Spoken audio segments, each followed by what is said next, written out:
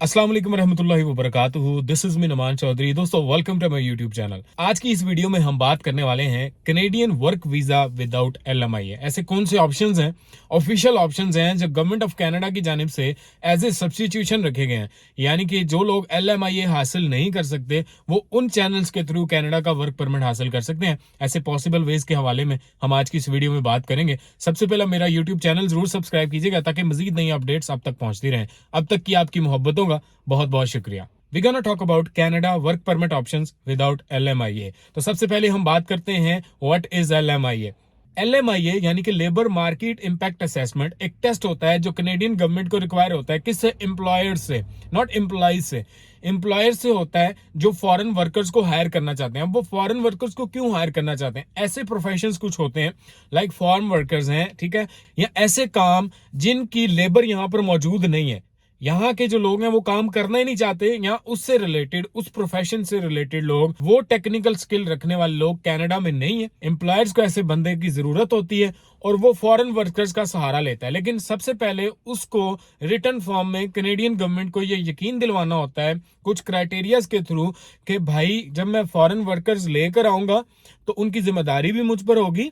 दूसरा ये है कि उन फॉरेन वर्कर्स के आने से कनाडा के अंदर जो वर्कर्स मौजूद हैं उनके काम पर कोई असर नहीं पड़ेगा। एक ये चीज। फिर उन्हीं फॉरेन वर्कर्स के आने से कनाडा के अंदर लेबर शॉर्टेज नहीं होगी, दूसरी चीज। और तीसरा ये यकीन दिलवाना होता है कि मैं फॉरेन वर्कर्स इसलिए हायर कर रहा हूं कि इस काम से रिलेटेड, इस प्रोफेशन से रिलेटेड कनाडा में बंदे हैं ही नहीं है, या अगर हैं तो बहुत कम है और मेरी जरूरत से भी बहुत कम है, इसलिए मैं फॉरेन वर्कर्स की जानिब जा रहा हूं। यकीनन आजकल के दौर में LMIA हासिल करना जो शेयर लाने के बराबर है, यानी कि काफी मुश्किल काम है। दूसरा, जहां से LMIA मिलता है वहां पर रास्ते में कंपनी यानी कि एम्प्लॉयर और जो एम्प्लॉय है, फॉरेन वर्कर है, उनके दरमियान एक तीसरी पार्टी भी आ गई है। लॉयर्स आ गए हैं, इमिग्रेशन कंसल्टेंट्स आ गए हैं, इमिग्रेशन बॉडीज आ गई हैं, जो क्या करते हैं कि पेड LMIA दिलवाते हैं, जिसके नतीजे में LMIA जो कि एक मुफ्त चीज, एक मुफ्त एंटिटी थी, अब वो मुफ्त एंटिटी नहीं रही।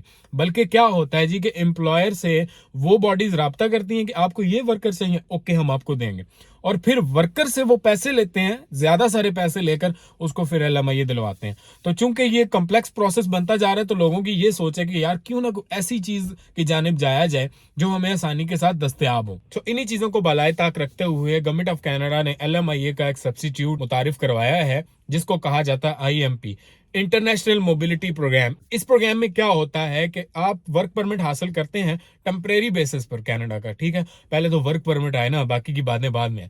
आपको टेम्परेरी बेसिस पे कनाडा का वर्क परमिट मिलता है और उस वर्क परमिट के तहत आप कनाडा के अंदर आकर काम करते हैं और इसके लिए LMIA का वो जो प्रोसेस है उसकी आपको जरूरत नहीं पड़ती। अब गवर्नमेंट ने IMP की 4 स्ट्रीम्स मुतारिफ करवाई हैं। इन स्ट्रीम्स के हवाले से हम बात करेंगे, इन रास्तों के हवाले से बात करेंगे। अगर आप इस कैटेगरी में फॉल करते हैं, नंबर 1 इज सिग्निफिकेंट बेनिफिट। ये IMP की सबसे बड़ी स्ट्रीम है। इसमें यह देखा जाता है जो फॉरेन वर्कर आ रहा है वो क्या सिग्निफिकेंट बेनिफिट देगा, वो कितना मुफीद है, किसके लिए, कंट्री के कल्चर के लिए और सोसाइटी के लिए, उसका रोल क्या होगा, ठीक है। इससे रिलेटेड जो ऑक्यूपेशन है मैं उसकी लिस्ट जो है डिस्क्रिप्शन में दे दूंगा, आप वो चेक कर सकते हैं कि क्या आपका जो बैक होम काम है क्या वो यहां पर आकर इसका सिग्निफिकेंट बेनिफिट में आता है। नहीं आता तो फिर आप जरा उस पर फोकस करें। अदरवाइज इसमें क्या देखा जाता है, आपका वर्क एक्सपीरियंस देखा जाता है बैक होम का। वैसे तो गवर्नमेंट कहती है एटलीस्ट 10 ईयर्स, ठीक है, वर्क एक्सपीरियंस। अब इसको थोड़ा कम हो तो वो चल जाता है, लेकिन आपके पास इतना वर्क एक्सपीरियंस होना चाहिए तो आपके लिए बेनिफिट होता है। सिग्निफिकेंट बेनिफिट के अंदर आपका वर्क एक्सपीरियंस, जिसको गवर्नमेंट कोट करती है कि एटलीस्ट 10 ईयर्स होना चाहिए, आपकी अचीवमेंट्स देखी जाती हैं, आपका जो कंट्रीब्यूशन है उस काम के अंदर वो देखा जाता है, और आपका रोल क्या था, ये तमाम चीजें देखी जाती हैं। फिर सिग्निफिकेंट बेनिफिट के अंदर एक और चीज भी आती है, सेल्फ एम्प्लॉयड। ऐसे लोग जो कनाडा के अंदर अपना बिजनेस स्टार्ट करना चाहते हैं उनको भी मौका दिया जाता है कि वो वर्क परमिट हासिल करें और कनाडा के अंदर आकर अपना बिजनेस स्टार्ट करें। अब इसमें बैक होम का बिजनेस एक्सपीरियंस भी देखा जाता है। लाइक बैक होम भी अगर आपका कोई बिजनेस है, ठीक है, आप उसकी यहाँ पे कोई फ्रेंचाइज लेकर आना चाहते हैं या आप उससे रिलेटेड ये चीज लेकर आना चाहते हैं, तब भी आपको जो है वो वर्क परमिट मिल सकता है। या फिर आप किसी कंपनी में है, शिराकतदारी आपकी, लाइक 60% आप उसके ओनर है, ठीक है, 40% कोई और है, तब भी आपको मौका दिया जाता है कि भाई ये तो पीछे भी कंपनी का ओनर है तो इसको वर्क परमिट प्रोवाइड करते हैं। यहां पर भी आकर ये क्या करेगा, कनाडा के अंदर अपना बिजनेस खोलेगा, और ऑब्वियसली जब आप बिजनेस खोलेंगे तो आप वर्कर्स हायर करेंगे, तो कनाडा को इसका बेनिफिट होगा,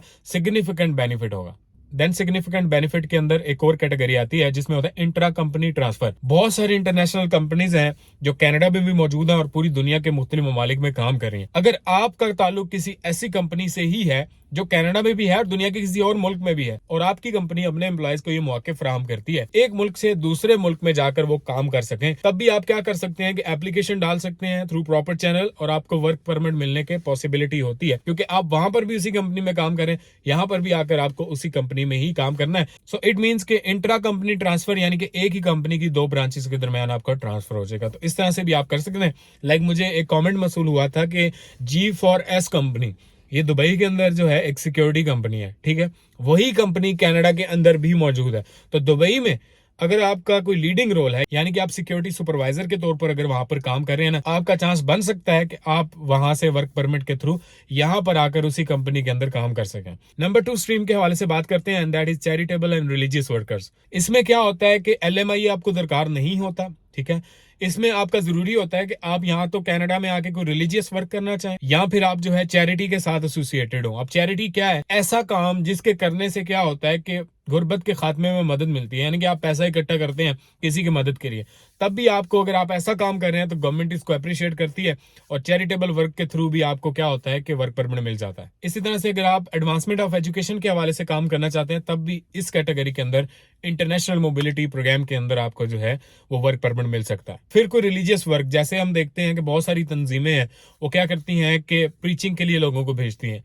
अगर आप किसी ऐसी ऑर्गेनाइजेशन के साथ अटैच हो जाते हैं, आप कहीं भी हैं किसी भी मुल्क में, सर्च करें, आप वहां पे जाके देखें अगर कोई ऐसी ऑर्गेनाइजेशन मौजूद है तो आप उसके साथ अगर अटैच हो जाते हैं तो वो बहुत ज्यादा क्रेडिबल होती हैं, ठीक है, और उनके थ्रू वर्क परमिट मिलना आसान हो जाता है। नंबर 3 पर है रेसिप्रोकल एम्प्लॉयमेंट। ये मखसूस कंट्रीज के लिए है, जैसे मैं बात करता चलूं, ये कुछ यूरोपियन कंट्रीज के लिए है, मैक्सिको के लिए है और अमेरिका के लिए है। रेसिप्रोकल एम्प्लॉयमेंट गो के लिमिटेड है, लेकिन यहाँ पर मैं इसको ऐड इसलिए करना चाहता हूँ क्योंकि बहुत सारे लोग जो है वो कुछ यूरोपियन कंट्रीज में है, कुछ जो है वो मैक्सिको वगैरह में है, तो वहां से कनाडा आना चाहते हैं।